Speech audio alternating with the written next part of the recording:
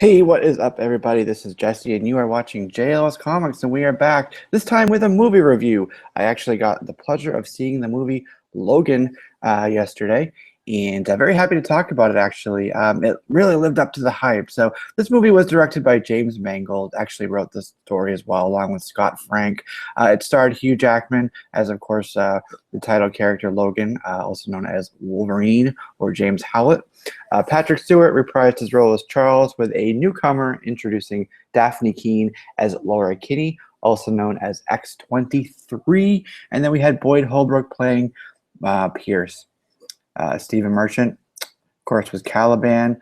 And a couple others. Eric LaSalle was in the movie. Quincy Faust. Elizabeth Rodriguez was Gabriella. And Stephen Merchant played Caliban. Great actors all around. Great casting choices, if I might add.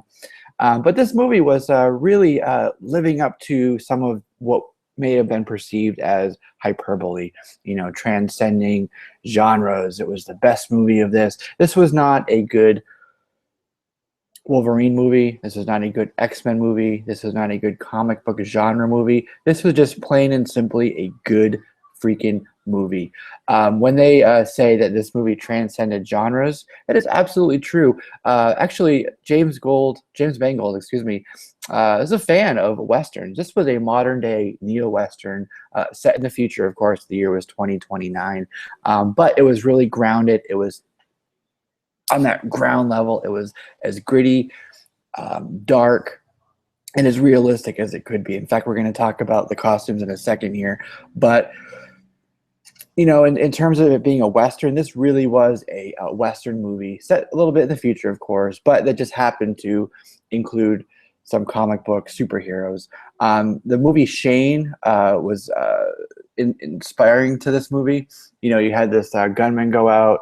There was a kid there. In this case, it's Laura. Saves the day and then goes off into the proverbial sunset.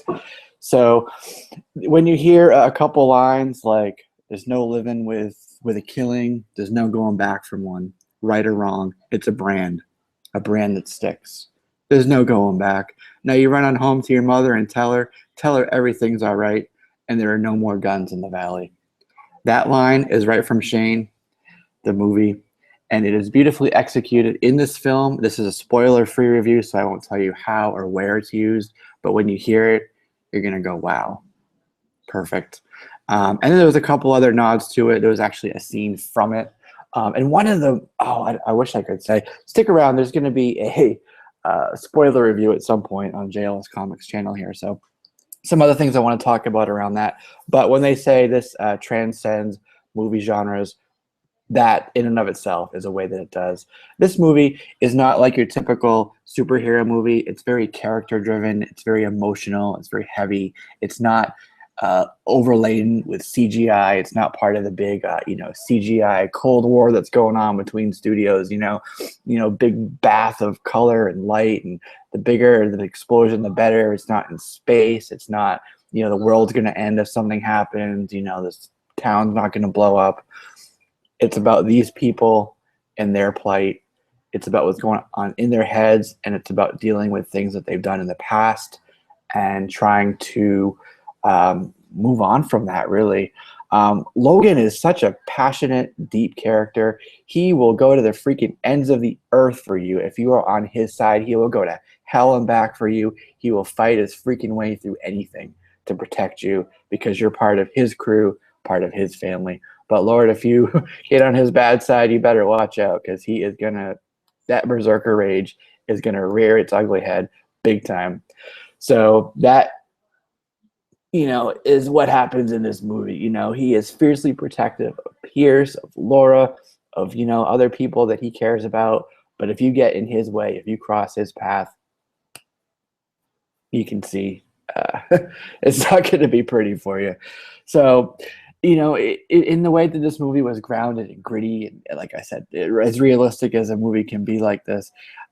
In terms of the costumes, they weren't superhero costumes per se. There were these characters run by Donald Pierce that were called the Reavers. They're basically a private mercenary outfit hired by Transigen which is run by Xander Rice, who is from the comic books, who is actually the one who created Laura Kinney. So I like that they pulled that right out of there. So basically, they're hired to retrieve one of Transigent's assets, which is Laura.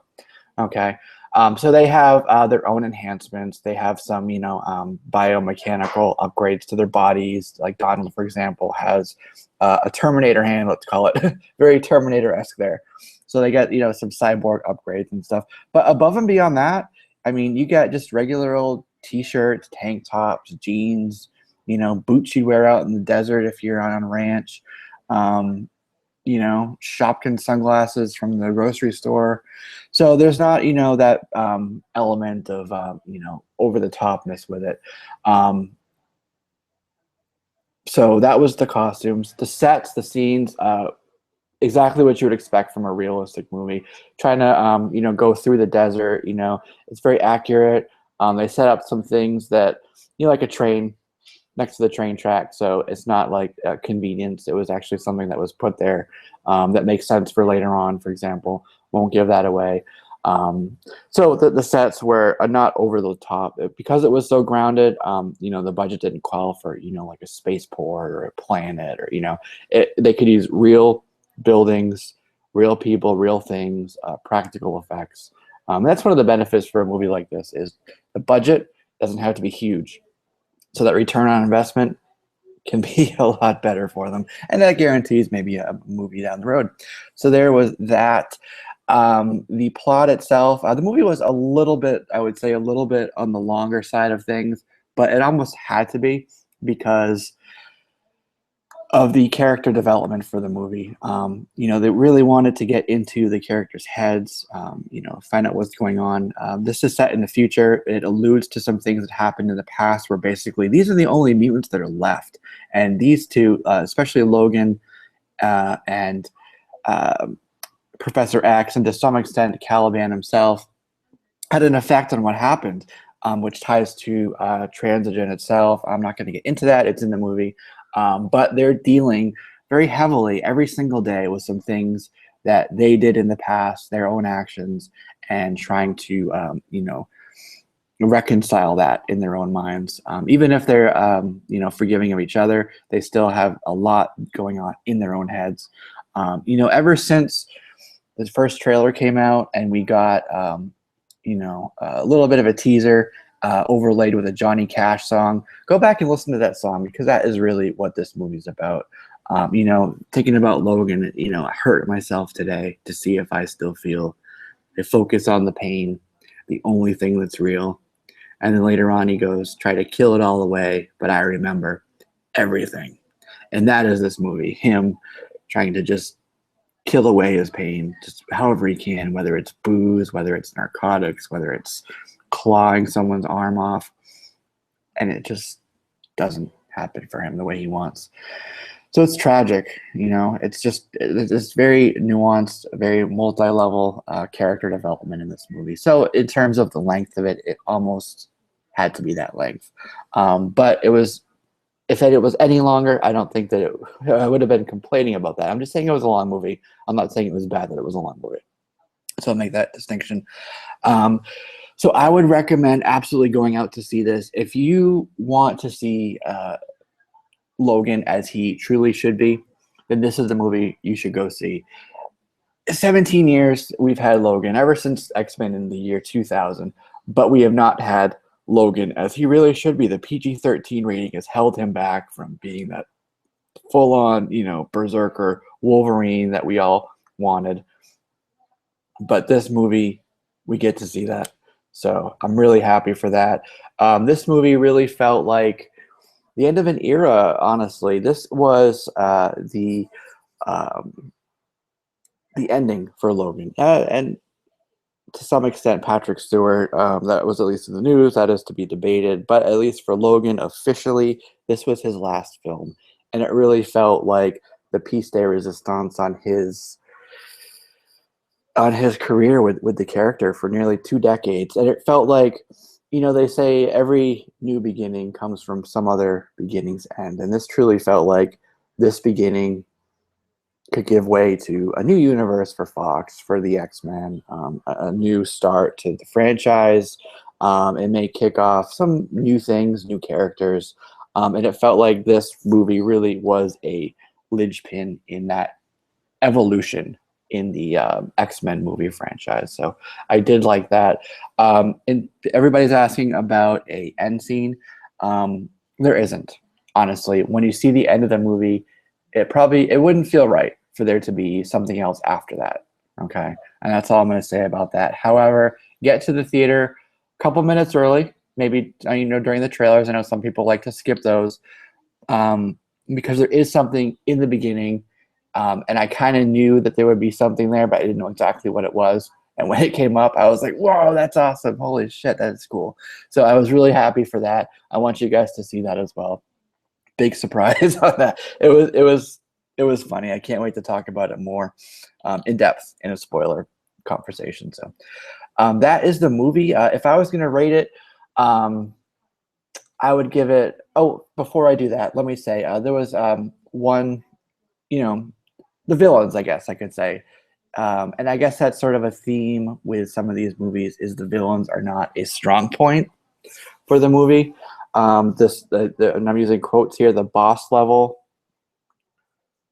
villain for this movie. I wish they had used a different character. You'll know what I mean when you see it. It makes sort of sense why they chose it the way they did. But this character, I wish that they had used one of the other in the Rogues Gallery for it. Xander Rice, he was okay. The Reavers, they were just sort of a MacGuffin device for the movie, a plot device, that is. So they weren't the strongest for it. But that being said, I mean, it was really not to put the focus on them. It was really about Logan. It was really about X-23. It was really about Professor Charles Xavier, not about them. So they needed to not be a focus so we could maintain our focus on the characters and their development throughout the film. And that is it in a nutshell. That is what I want to say without giving away anything, which is really hard to do because I really want to talk about it. I recommend going to see this. I give this movie a 4.5 out of 5 stars and a 9.5 out of 10 stars. I really like this movie. I really like what it did. I really like the portrayal of Logan. It did have a couple of things with it that could have been maybe a little bit different. But that being said, it was still a phenomenal film that everybody who is a fan of Logan or the X-Men superhero genre should absolutely go see. It is rated R, so if you are under the limit for R movie, check with your parents first. But just know that there is a much brutal, bloody, violent scenes in it. There are some F-bombs that really make the movie earn its rating. And it's not done in a way to where it's obscene or unnecessary or just kind of stuck in there, needlessly. It makes sense for the character and for the movie, and especially in some of those scenes for the passion and emotion that the characters are really portraying. So it really speaks to what's going on in their own heads. It makes sense the way it's done. It makes sense. It's brutal and bloody and violent, yet somehow still done tastefully. So there you go. That's my review for Logan, spoiler free. Hope you enjoy it. Let me know your comments down below, and stick around for the future here because we will be seeing a spoiler conversation very soon. All right, guys, this is Jesse here, JLSComics, and I will see you guys in the near future.